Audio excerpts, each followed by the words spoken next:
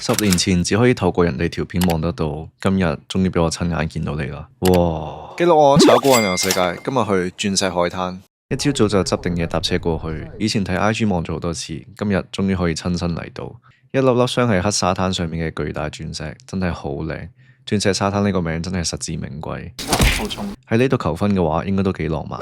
啱啱你見到嘅所有冰呢，其實都係由隔籬嘅傑古龍冰河湖傳過嚟。呢個冰河湖真係好震撼。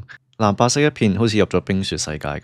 環遊世界其實就好似儲人生閱歷。當你親身嚟過呢個地方，都算係一個人生嘅里程碑。搭車返酒店嘅途中，打開手機睇下股票嘅持倉。我早前買嘅1357美圖公司，早前喺短線高位只賺咗一半，剩低一半嘅倉位揸到今日，股價繼續升，盈利繼續增加。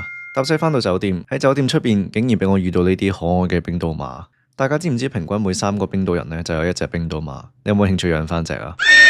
奔波咗全日，咁梗係要享受下私人溫泉啦。咁凍嘅天氣浸溫泉真係特別爽，而且浸冰島嘅溫泉係隨時有機會望得到北極光。呢種溫度，呢種視覺享受真係世一。啱啱嘅美圖持股呢，我已經賣出止賺咗，放低手機，好好享受今日嘅時光。目前冰島嘅旅程盈虧係贏3單交易，輸1單交易。如果你想知道點樣只係用20分鐘睇市，最有效率地投資，留言冰島馬，我會將懶人投資法免費 send 俾你。